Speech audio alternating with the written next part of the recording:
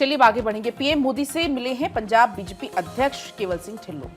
केवल सिंह ढिल्लों ने पीएम मोदी से मुलाकात की है। संसद भवन परिसर में ही ये मुलाकात हुई है और इस मुलाकात में कई सारे मुद्दे जिस पर चर्चा हुई, तस्वीरें आपके सामने हैं। पंजाब से जुड़े हुए महत्वपूर्ण मुद्दों पर इस दौरान विस्तार से चर्चा हुई है। ये मुलाकात की तस्वीरें भी आप यहाँ पर देख पाएंगे। पीएम मोदी और केवल सिंह ढिल्लों जो यहाँ की मुलाकात करते हुए। तो ये तस्वीरें आपको दिखा रहे हैं। जब ये मुलाकात हुई उस वक्त की तस्वीरें प्रधानमंत्री नरेंद्र मोदी से केवल सिंह ढिल्लों ने मुलाकात की, पंजाब से जुड़े अहम मुद्दों पर बात की। पंजाब बीजेपी के अध्यक्ष केवल सिंह ढिल्लों और प्रधानमंत्री नरेंद्र मोदी से शिष्टाचार भेंट उनकी हुई है। उस वक्त की तस्वीर आपको दिखा रहे हैं। संसद भवन परिसर में ये मुलाकात हुई है।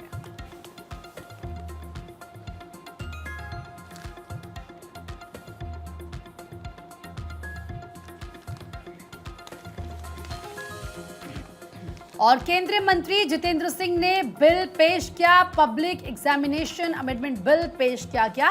विपक्ष के हंगामे के बीच बिल लोकसभा में पेश हुआ। पेपर लीक के खिलाफ बिल चर्चा के लिए स्वीकार। तो देखिए, कल आप जानते हैं कि किस तरीके से इस बिल को रखा गया चर्चा के लिए, लेकिन हुआ जमकर हंगामा और उसके बाद अब ये कहा जा रहा है कि जो गतिरोध है वो खत्म हो चुका है। इसका मतलब ये कि आज परीक्षा विधेयक पर चर्चा की जाएगी। इससे पहले जो विपक्ष के सांसद है वो ये कह रहे थे कि हम इस पर चर्चा करना चाहते हैं, लेकिन जब चर्चा की बात आती है तो उनकी तरफ से हंगामा किया गया, कल आपने देखा।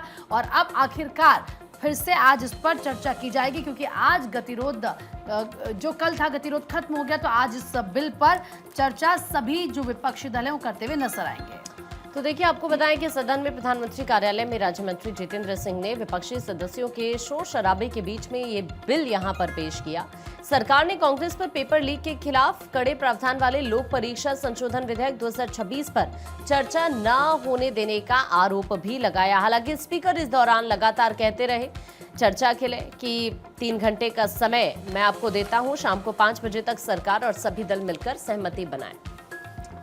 और देखिए, आपको ये जानकारी दे दें, हाल ही में जिस तरह से पूरा गतिरोध यहां पर सदन के अंदर देखने के लिए मिला, स्पीकर बार बार अपील करते रहे और उस अपील पर गतिरोध टूटा।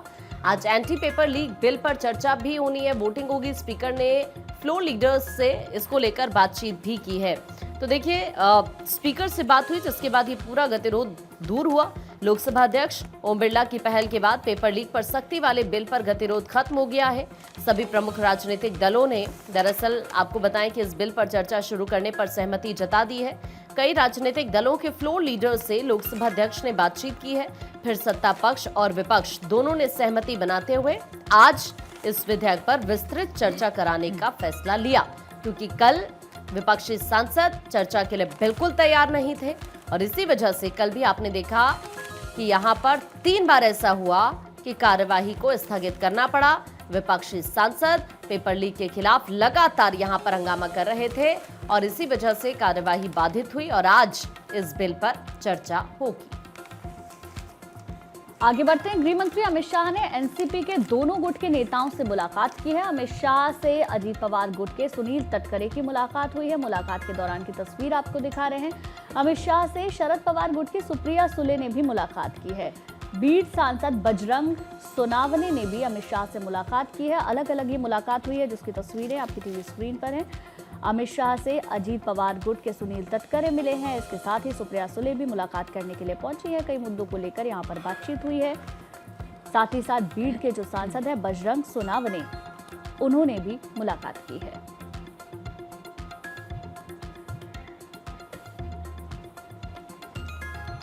एक और बड़ी खबर इस बीच आपको बताएंगे, बिहार के बांकीपुर से, जहां पर बीजेपी अध्यक्ष नितिन नवीन ने रोड शो किया। बीजेपी के राष्ट्रीय अध्यक्ष के रोड शो में काफी लोग यहां पर पहुंचे। तस्वीरें आपके सामने हैं। सीएम की भी मौजूदगी आप इन तस्वीरों में देख पाएंगे। बिहार के सीएम सम्राट चौधरी इस दौरान मौजूद रहे और इस दौरान नितिन नवीन ने यह कहा कि पूरा भरोसा है जनता, एनडीए बीजेपी को सपोर्ट करेगी। जो भरोसा समर्थन मुझे मिला वही बीजेपी उम्मीदवार को भी मिल रहा है। बीजेपी उम्मीदवार नीरज कुमार सिन्हा को भी जनता का समर्थन मिल रहा है। नीरज सिन्हा बीजेपी के कैंडिडेट डेडिकेटेड वर्कर हैं। उनकी तरफ से इस बात का जिक्र भी किया गया। और देखिए नितिन नवीन ने यह भी कहा कि उनके नेतृत्व में बांकीपुर के विकास को जबरदस्त बढ़ावा मिलेगा।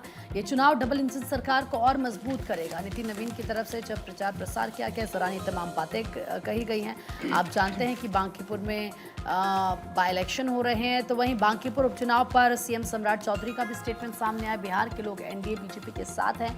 उनकी तरफ से कहा गया बांकीपुर में फिर से भारी मतों से बीजेपी की जीत होगी, भारी मतों से नीरज सिन्हा की जीत होगी, क्योंकि नीरज सिन्हा यहाँ पर कैंडिडेट है उनके। और ऐसे में सम्राट चौधरी की तरफ से सीएम जो हैं इस वक्त बिहार के, उनकी तरफ से स्टेटमेंट दिया गया।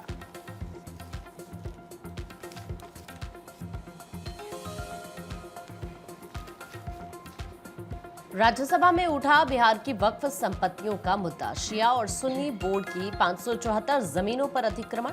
बिहार में 574 वक्फ संपत्तियों पर अवैध कब्जा। केंद्रीय मंत्री किरेन रिजिजू ने राज्यसभा में जानकारी दी। अतिक्रमण हटाने के लिए वक्फ बोर्ड कार्रवाई कर रहा है, ये उनकी तरफ से जानकारी यहां पर दी गई। तो देखिए, बिहार की जो वक्फ संपत्तियां हैं उनका मुद्दा कल राज्यसभा में उठा, जिसको लेकर किरेन रिजिजू ने जानकारी भी दी है।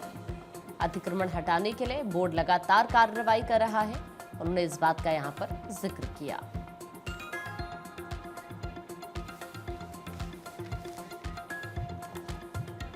वहीं इस्तीफे के बाद धर्मेंद्र प्रधान की पहली प्रतिक्रिया सामने आई है। मैं एसी रूम एक्टिविस्ट नहीं, स्ट्रीट फाइटर हूं, ये प्रधान की ओर से कहा गया है। आपको मालूम है धर्मेंद्र प्रधान ने इस्तीफा दिया और उसके बाद पहला उनका ये रिएक्शन है जो सामने आया है। तो देखिए, आपको बताएं कि हाल ही में जब पहली बार वो सोमवार को संसद पहुंचे, तो यहीं पर बीजेपी सांसदों ने पहले उनका स्वागत किया और इसी बीच उनकी तरफ से स्टेटमेंट भी दिया गया।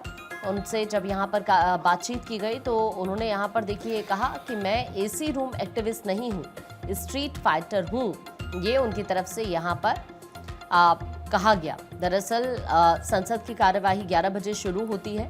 कार्यवाही शुरू होने से करीब आधे घंटे पहले बीजेपी सांसद मकर द्वार के पास जुटना शुरू हो गए थे और यहीं पर उनका स्वागत किया गया। इसी बीच उन्होंने इन तमाम बातों का यहाँ पर जिक्र किया। और योगी सरकार का सुप्रीम कोर्ट में हलफनामा 69,000 शिक्षक भर्ती पर ये हलफनामा दायर किया गया है। सभी की नौकरी सुरक्षित है। सीएम योगी ने ये कहा किसी की नौकरी नहीं जाएगी, नए लोगों को मौका देंगे। पलक तो देखिए यहाँ पर इस बात का जिक्र सीएम